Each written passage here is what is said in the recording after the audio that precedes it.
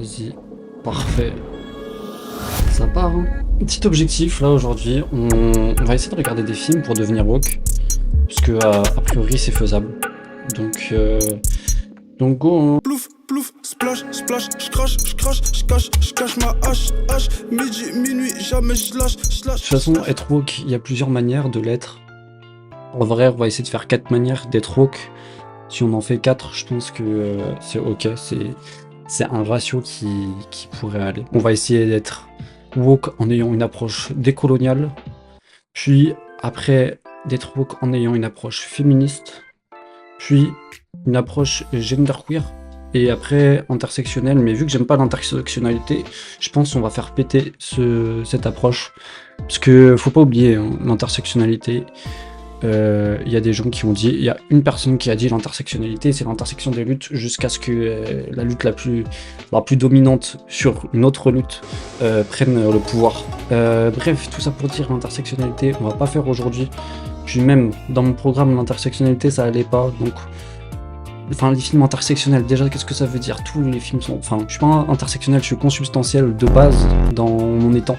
Donc, on n'a pas besoin d'avoir une approche comme ça. Ça, j'ai pas besoin de speedrun, ça, je le suis déjà. Alors que, par exemple, je suis un gros misogyne, donc il va vraiment falloir taffer sur le féminisme. On va regarder des vrais films, des vrais extraits, et peut-être qu'on sait pas, ça se trouve, je descendrai dans la rue. Après, il est un peu tard pour faire une manif à cette heure-ci, mais s'il y a des gens qui sont chauds sur Lyon, on se pète Bellecour et je sais pas ce qu'on fait.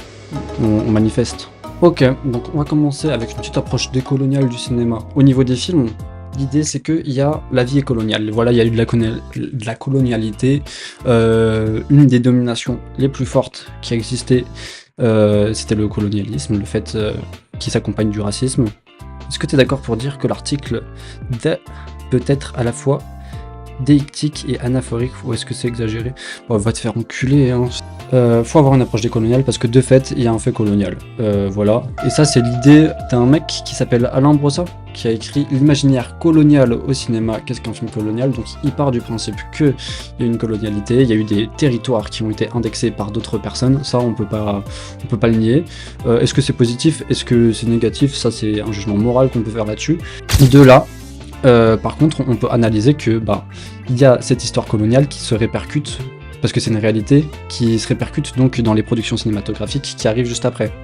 Puisque en ayant une réalité coloniale, on normalise un petit peu ce fait colonial-là, on a un ordre de valeur qu'on ne remet pas en question, et qui du coup se répercute dans comment un film se fait, et comment l'univers de ce film-là émerge aux yeux des gens. Il peut y avoir... Je suis éclaté les gars. J'ai essayé de prendre un café. Je suis allé à un café. Et le serveur il m'a proposé de prendre un café fruité. Et j'ai accepté, j'aurais pas dû. Parce qu'en fait c'était pas bon, genre j'ai pas aimé du tout. Et même je vous mens pas, après je suis allé aux toilettes. Et c'était chaud. Genre, chier du café. En plus c'était serré de baiser, bref. Comme quoi le fait colonial ça donne des mauvaises choses, parce que je peux vous dire que ce café fruité il venait pas de France, hein. Ah, il venait sûrement pas de France. Ah non. Donc ça donne des films empreints de cette colonialité là, et ça tombe super bien parce que on a des exemples. Donc directement on va aller se voir notre premier petit exemple. Ça tombe super bien parce que du coup on peut regarder ce premier film.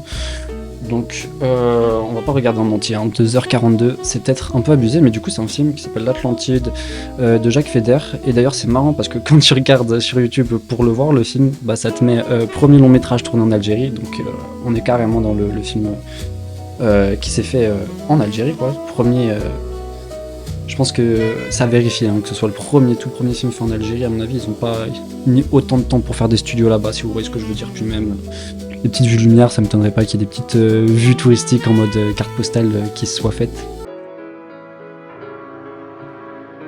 Voilà, les petites fermetures, le Tanzruft, ou pays de la soif, t'as Assiedi du Sud. Voilà, et du coup, déjà, un des premiers trucs qu'on peut s'apercevoir, enfin, là, on est directement dans le truc colonial, quoi. Imaginaire presque, enfin, c'est de l'orientalisme, hein, en vrai, ce que disait Edouard Saïd, tu sais, on visualise des cartes postales. Bon, après, c'est des histoires, hein, mais est-ce que Il y a quand même l'idée que le colonialisme est une histoire à part entière, qu'elle se forme au fur et à mesure des productions culturelles de l'Occident. Et donc ces grandes dunes de sable, même si elles existent, le fait qu'on puisse les utiliser pour essentialiser un peuple qu'on domine, ça donne le colonialisme en fait. Jacques Feder, moi j'aime beaucoup, on avait vu un film de lui qui s'appelait Visage d'enfant, et qui était très cool, donc même s'il a fait un film colonial, ce n'est pas pour ça qu'il faut condamner euh, les films coloniaux directement. C'est des films coloniaux, c'est pas bien, ils ont été faits dans un contexte qui est pas bien, mais la majorité des films, il n'y a pas de films éthiques sous le capitalisme en fait, c'est un peu la même idée. Ouais voilà, du coup, confirmation. Premier film en Algérie, c'était bien, une vue lumière. Après, vas-y, je peux comprendre le truc, premier film tourné en Algérie, dans la mesure premier film de fiction, c'est possible. Ah, quand même, non, ça c'est intéressant. Là, le fait qu'on ait des éléments complètement coloniaux dans la mise en scène déjà avec les cartons qui sont les cartons administratifs, hein. Et ces petits bouts de papier administratifs qui confèrent du pouvoir et un pouvoir colonial en fait au personnage. Et alors ce dont parlait grave le prof, c'était qu'il y avait une relation homo-érotique d'un des colonels dans le film. Mais à mon avis, juste il focus l'homosexualité des personnages parce qu'il se fait chier devant un film de 3 heures. C'est ma théorie. Bref, l'Atlantide, ça nous a montré qu'il y avait des films qui étaient coloniaux. Néanmoins, le film avait l'air très bien. Peut-être que sur les 3 heures, on est sur quelque chose qui est mieux que Gaspard Noé, je sais pas, j'ai dit ça comme ça. On peut parler d'un genre de film qui est le film colonial. Et bref, tout ça, ça se voit dans l'esthétique, mais ça se voit aussi dans la manière dont on traite les acteurs et les actrices. Et je sais pas si vous connaissez une actrice qui s'appelle Joséphine Baker, très connue, actrice métisse, donc française. Et apparemment, il y a un peu des folies avec cette meuf. Il y a un peu des folies avec cette meuf, avec cette Joséphine Baker, parce que du coup c'était un peu, pas le token, mais genre c'était l'actrice noire qu'on mettait dans les films quoi. Et c'est le cas notamment dans un film, qui est le film le plus connu donc de Joséphine Baker apparemment, qui s'appelle Zouzou. Bon déjà Zouzou, le titre du film ne laisse rien présager de forcément très bon, mais je pense que c'est pire que ce qu'on pense. Et bref, Zouzou, de quoi ça parle? Zouzou, ça parle si j'ai bien compris, en gros, d'une meuf qui a un ami d'enfance et qui, cet ami d'enfance va se mettre avec une meuf, sauf que la meuf, bon, elle est, je crois, c'est une Renois, mais du coup, il y a tout l'enjeu de, elle se mêle des affaires qui sont pas les siennes, quoi. Comment ça, t'es une Renois et tu te mêles des affaires amoureuses des gens qui sont blancs? Ça va pas la tête? Mais moi, je pense qu'on a moins à avoir peur sur Twitch du racisme que de quand on va faire le wokisme homosexuel, hein. Parce qu'il y aura des petits seins qui vont dépasser ou des trucs comme ça, et Twitch va moins aimer. Comme quoi, regardez ce dont on n'a pas le droit de parler et vous aurez une petite idée de qui domine le monde en fait.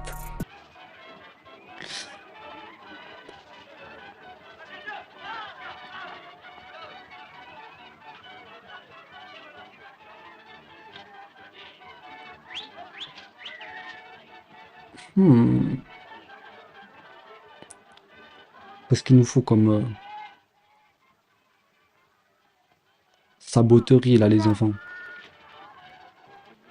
On a une drôle de tête. Wesh. Pourquoi ils disent ça? Elle était Renault la petite? C'est pour ça ils ont dit ça? Bon bah là le film commence bien, quota racisme. Mais après c'est des enfants, est-ce que ça compte? On va voir quand c'est les adultes. Les phénomènes ont bien le droit d'arriver de temps en temps en retard. Ils sont pas faits comme nous. Faut pas chercher à comprendre. C'est pas fait pour être compris. Sans quoi où qu'on irait, je vous le demande.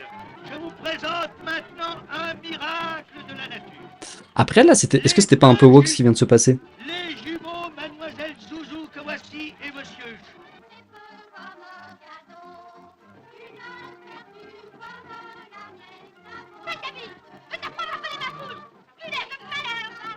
Mais pour le moment, le film est progressiste, hein. Genre, enfin, je trouve que ça montre des violences en tant que violence un petit peu. Donc, je sais pas. Genre, là, c'est pas banalisé justement On fait événement du fait qu'il y a une différence et une discrimination, quoi.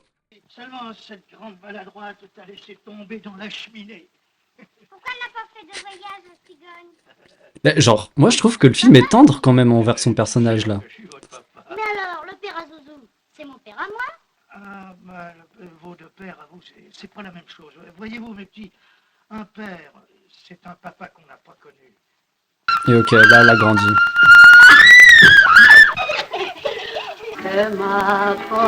J'ai juré, le personnage est trop doux, hein, trop tendre. Genre, même là, le petit terre de musique, ça fait très Marilyn Monroe. Avec la guitare. Enfin, avec la. Je sais pas comment on appelle ça. Ukulélé. C'est pas un ukulélé, c'est une guitare. Là. Parce que ukulélé, il y a moins de cordes. En fait, Miskin, c'est juste une coke story. Mais en fait, faut voir qu'est-ce qui se passe. Parce que. Après, là, du coup, je vais pas regarder le film dans son entier. Et je vais peut-être pas choper toutes les dynamiques. Mais c'est intéressant si c'est jamais envisagé une seule fois que. Après, vous dites non, en fait, ils sont frères et sœurs. Donc, forcément qu'il n'y a pas d'histoire d'amour entre les deux. Genre, le récit est forcément neutralisé comme ça. Donc quel rôle ont les différences de couleurs dans le film, quoi. Limite, elle pourrait ne pas être Renoir, ça fait que juste la première scène n'existe pas, et puis voilà. Je vous jure que ça n'a pas été une petite affaire d'obtenir la permission, et à quel prix, de la présenter en exclusivité au public parisien. Que vous faites? C'est mon moteur, lequel? Le cocu. Ok, donc elle est marchandisée, quoi.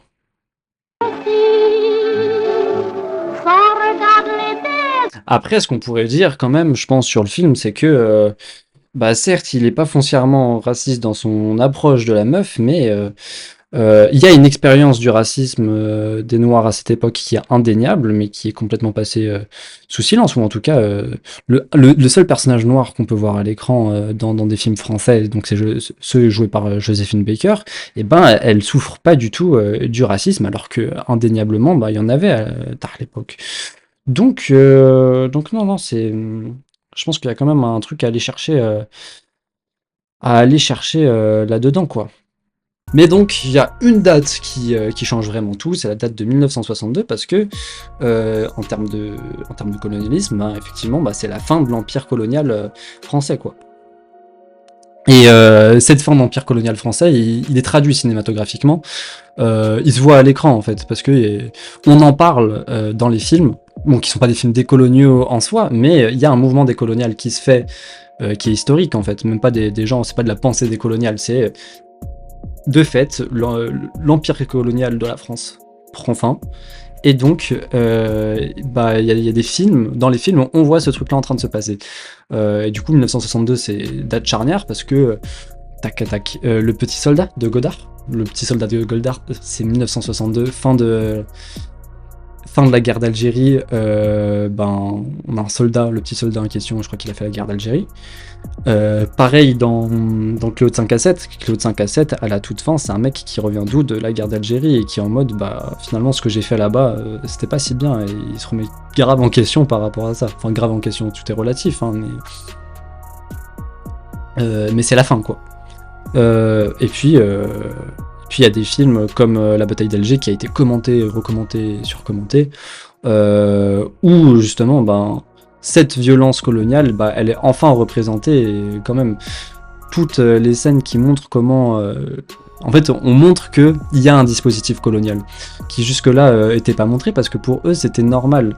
Et c'était tous les attraits du cinéma, le genre du cinéma colonial, qui était de passer sous silence et de faire comme un code dont on ne voit même plus la présence, qu'il y ait un système, en fait, colonial, un système de répression sur des terres données qui ne soit pas vu dans les films, jamais présent.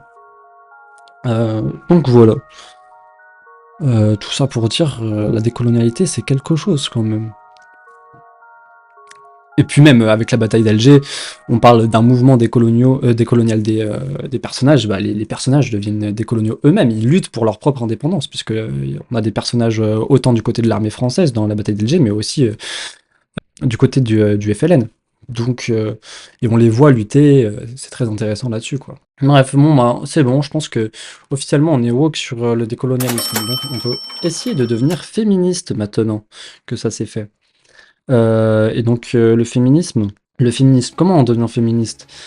Bah, il faut dire que il y a les femmes et les hommes, c'est pareil.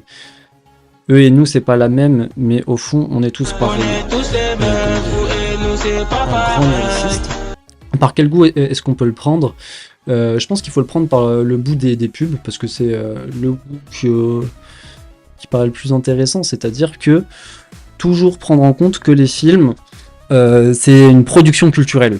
Il y a une culture dominante qui produit de la culture et qui s'auto-alimente. Et donc c'est le cas au niveau du sexisme et du fait que la culture alimente par des produits et notamment de la publicité qui est, ça c'est un produit comme un autre de notre culture qui est capitaliste. Donc limite est-ce que ce serait pas le produit par excellence de la culture capitaliste que les pubs. Et de ce point de vue là, c'est très intéressant de regarder les pubs et ce qu'elles véhiculent comme vision du monde, c'est-à-dire une vision qui pourrait être misogyne. Véhiculer des stéréotypes de genre tout le temps avec les lessives, tout ce que vous voulez, des femmes qui font la lessive, jamais des hommes. En tout cas, ça c'était le cas dans les années 60. Maintenant, on devient woke, donc c'est plus trop la question. Mais dans les années 60, c'était le cas. Donc il y avait une production d'images qui véhiculait des stéréotypes de genre qui perduraient grâce à la pub, justement. Et là où c'est intéressant, c'est que forcément, il y a des contre-courants. Il y a des contre-courants, et notamment celui de Agnès Varda. Et Agnès Varda, elle a la bonne idée, dans les années 70, de se dire, effectivement, on a des pubs comme ça, où on représente les femmes d'une manière stéréotypée. Et il est important de montrer que les femmes, elles sont multiples et diverses. Et du coup, elle a fait un film qui s'appelle Réponse de femme. Très intéressant, ce que vous voulez, mais... Moi, je me souviens l'avoir vu, ce film-là, Réponse de femme, et m'être posé quand même certaines questions. Vous allez voir. Ah oui, mais parce que... Je voulais le montrer, mais on voit des seins en fait dans Réponse de femme. Je vais me faire niquer si je montre ça. Bon, on peut pas regarder le film, mais en gros, dans Réponse de femme, le truc qui est assez troublant quand même, du coup, elle montre des femmes grosses, maigres, tout ce que vous voulez, petites, âgées, éloge de la différence des femmes, mais il y a que des blanches. Et du coup, petit moment de gêne dans l'amphi quand on nous montre ça, parce que nous, on est en mode, les femmes noires existent, allô? Et bref, Varda, queen, mais pas jusqu'au bout, quoi. C'est dommage. Après, vas-y, on vit avec son époque. Mais bon, je pense que quand même, tu fais le film, tu fais ton processus, et tu te dis, là, j'ai représenté toutes les femmes, et tu oublies ça, c'est...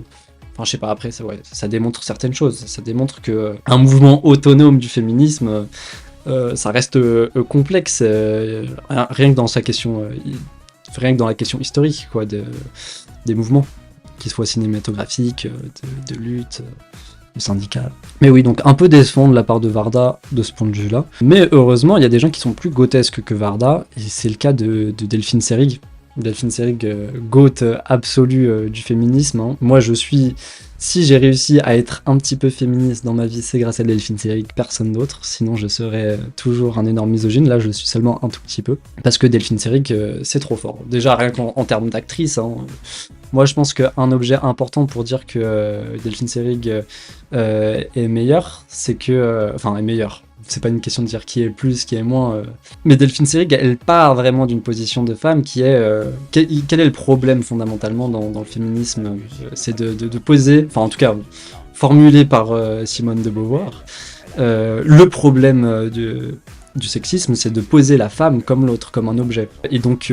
Varda, en fait, sort de ça directement parce que c'est une réalisatrice. Elle n'est pas un objet, c'est elle qui crée les objets, c'est elle qui objectivise la réalité pour en faire des films. Tandis que Delphine Seyrig, elle vient de l'acting. Elle est un objet comme la majorité des femmes au début. Elle est une femme au début, et c'est de sa position de femme qu'elle lutte vraiment.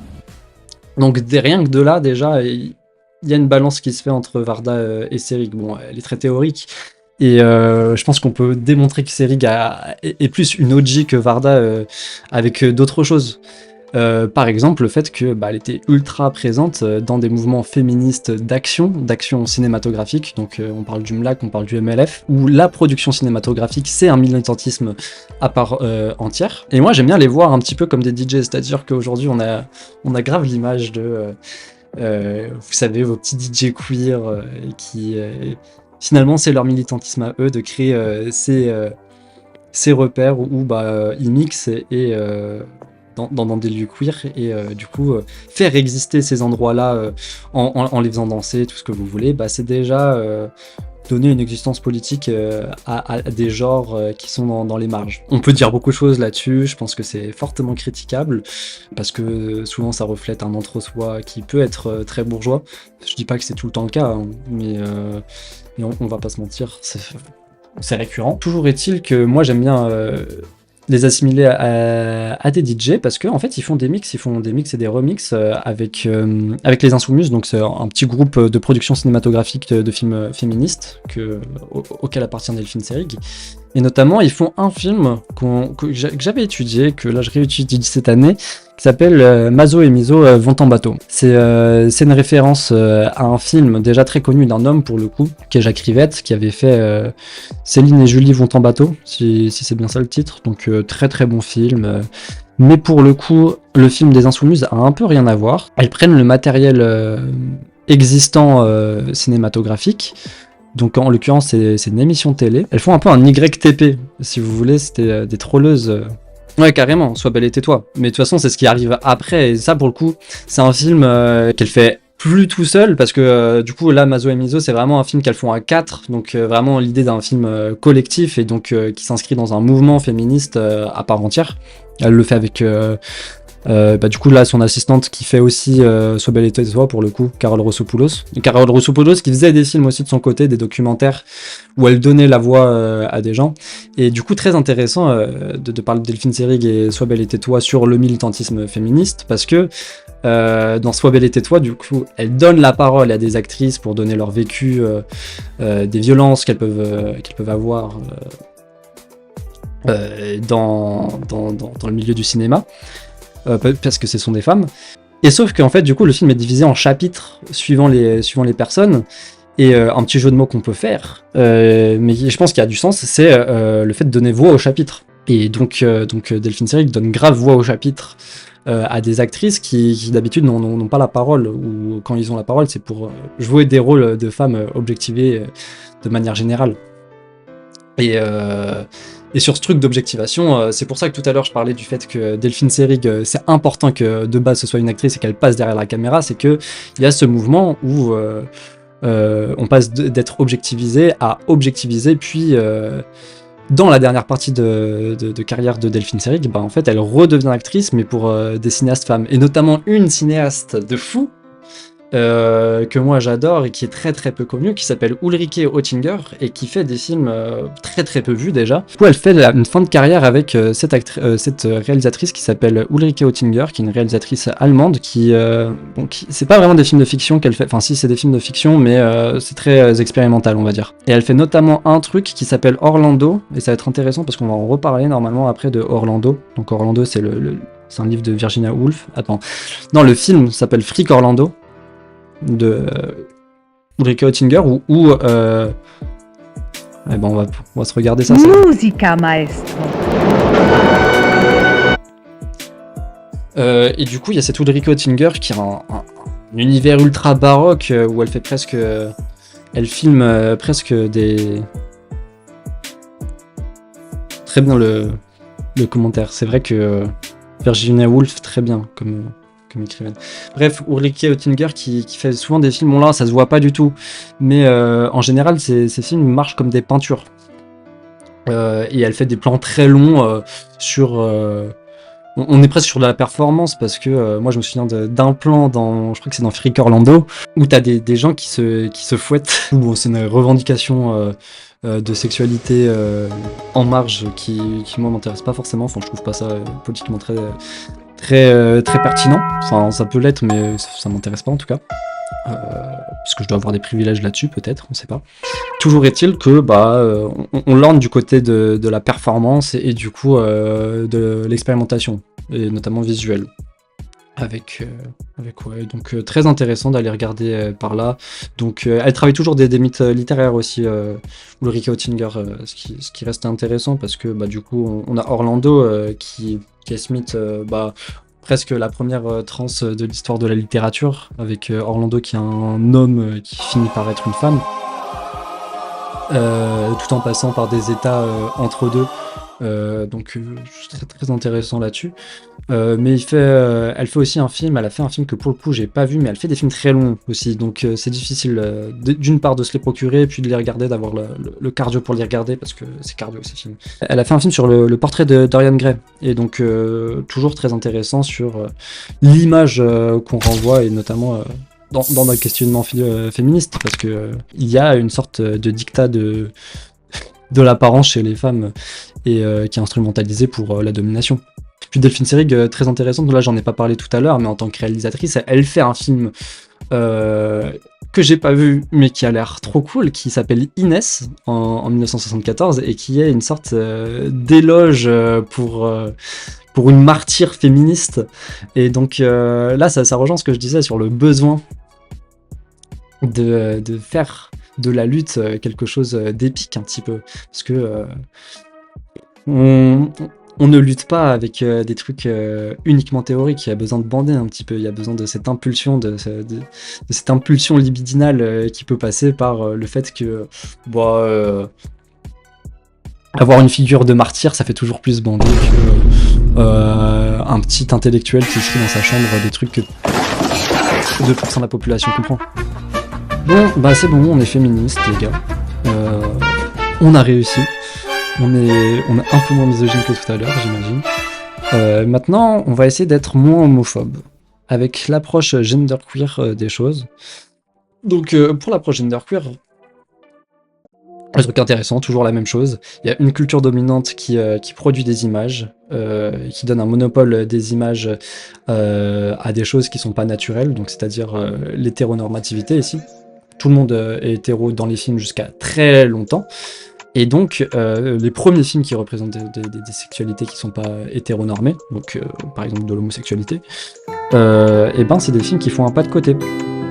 Et bon, moi je trouve qu'il y a un petit pas de côté encore à faire, parce que on va le voir, les premiers films qui montrent des sexualités déviantes, enfin des sexualités déviantes, vous m'avez compris, c'est des homosexuels, mais c'est des gays, que des gays, parce que faut pas oublier que les hommes sont dominants. Chez les dominés, il y a des dominants, voilà, il y a des gens qui ont existé avant d'autres dans l'histoire du cinéma, ce sont les gays avant les lesbiennes, mais il y a des gays qui sont très forts, hein. Et c'est le cas par exemple Jean Jeunette, avec un film qui apparemment est magnifique, moi je l'ai pas vu, je vais le découvrir en direct. Jean Cocteau aussi, gay, mais qui montre très peu de trucs gays pour le coup. Et là, il arrive après Jean Jeunette et l'autre mec dont je veux parler, qui est Kenneth Anger. Mais bref, oui, du coup, il y a ce film Chant d'amour qui apparemment est magnifique. Et ça revient un peu à l'idée de... dans la lutte, faut se faire bander quand même un petit peu. Et la sexualité, typiquement, c'est l'endroit où on bande, quoi. Et Chant d'amour, apparemment, tu dis Jean Cocteau. Jean Cocteau a été très l'esthétique de Jean Cocteau et Jean Jeunette se rapprochent beaucoup. De toute façon, ils viennent, je crois, tous les deux du surréalisme. Un petit peu. Ils ont des origines là-bas.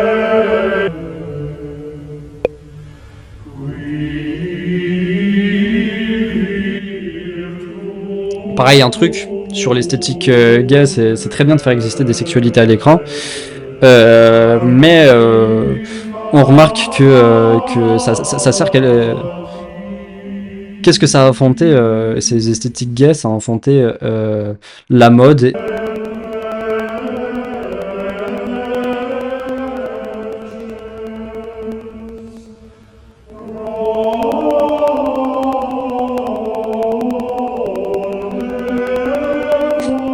C'est une bite là.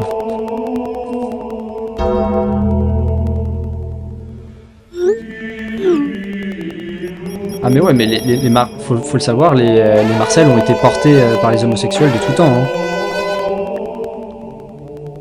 Pareil, l'esthétique des glory halls, depuis toujours.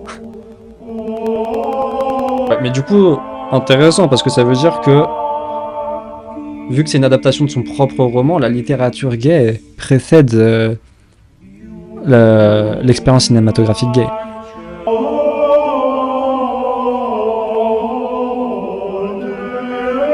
En fait, j'ai 12 ans. C'est ça mon problème. Mais il y a quand même l'idée de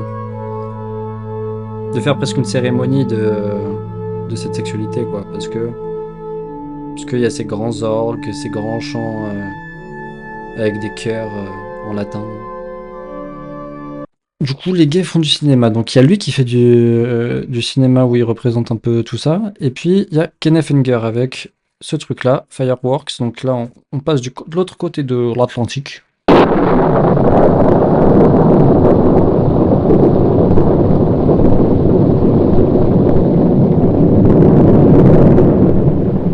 Mais il y a toujours le même truc de bander sur les marins. Ça, c'est drôle. Pour ça, on fait le live.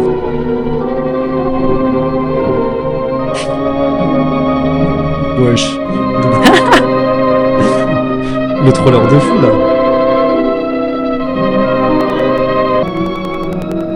Dans les deux cas, les films restent quand même anciens, c'est des films avant les années 50 tous les deux. Là, Fireworks de Kenneth Anger et Chant d'amour de Jean Genet, mais les deux n'ont pas de parole. Bon, ça peut être du coup lié au fait que ce sont des vieux films, mais ils auraient très bien pu faire le choix de dialoguer, mais on voit que là, les films ne sont pas dialogués, et qu'on est beaucoup plus sur un truc de la sensation, quoi. On travaille les sensations, les bouts de carton, peut-être, le feu, l'eau. D'ailleurs, les premiers plans du film, là, c'était de l'eau et du feu.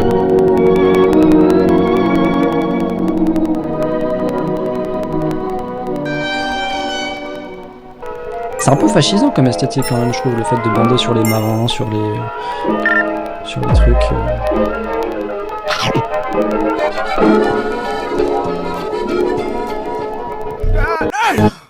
Oula.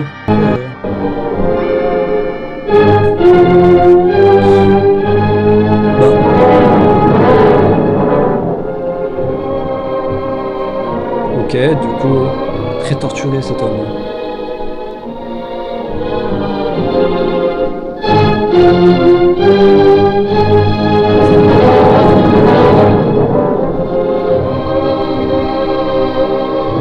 En fait, vous voyez, la société hétéronormative a mis en S de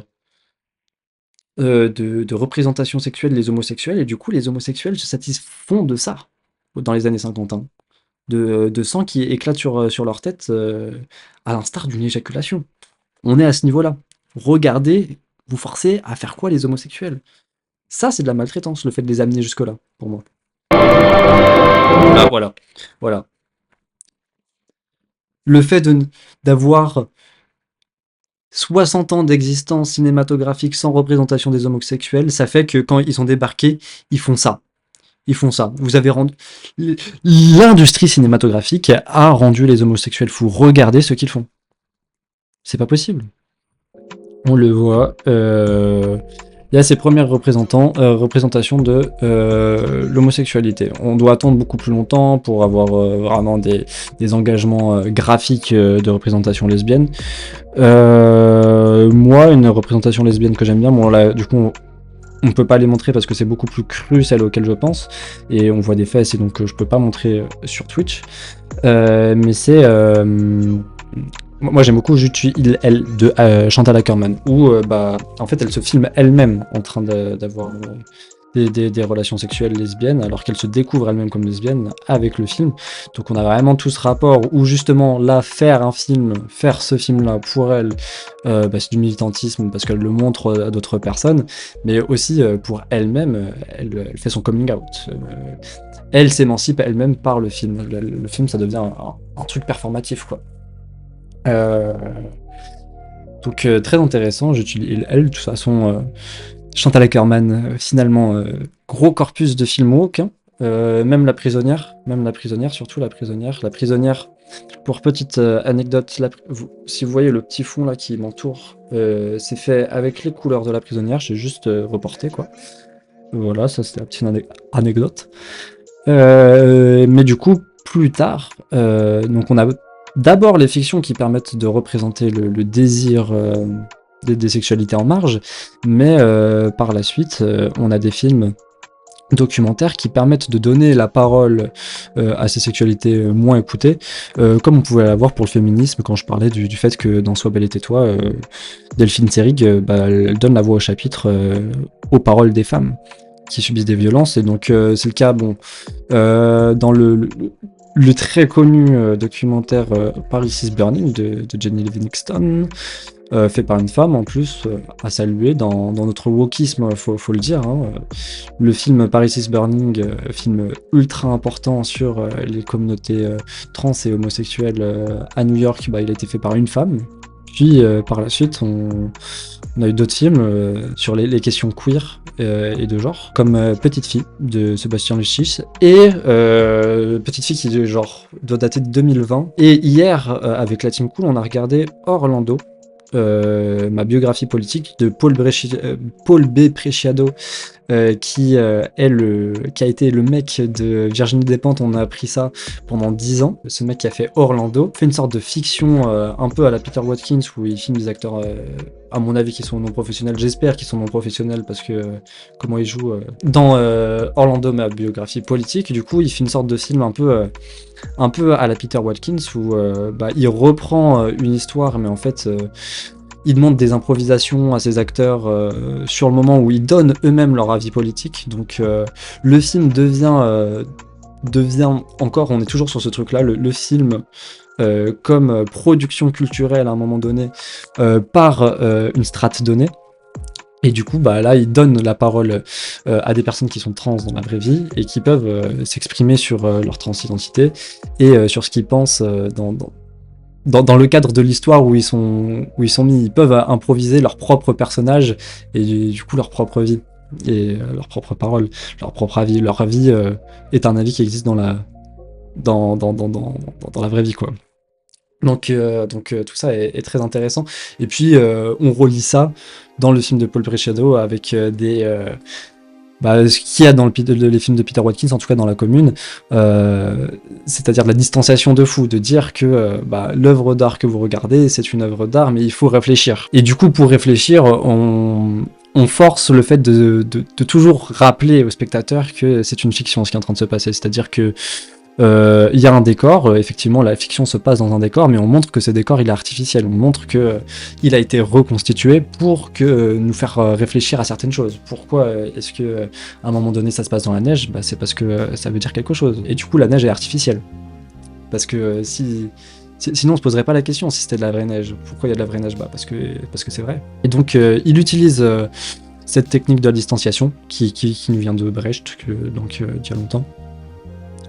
Pour faire une sorte de manifeste politique sur la transidentité, la fluidité de genre, qui était déjà là du coup on en a déjà parlé tout à l'heure, mais Orlando qui revient souvent. Il y a 3 grands films Orlando en fait, qui de fait c'est une histoire qui est très engagée, qui est très woke, mais avant que le wokisme existe.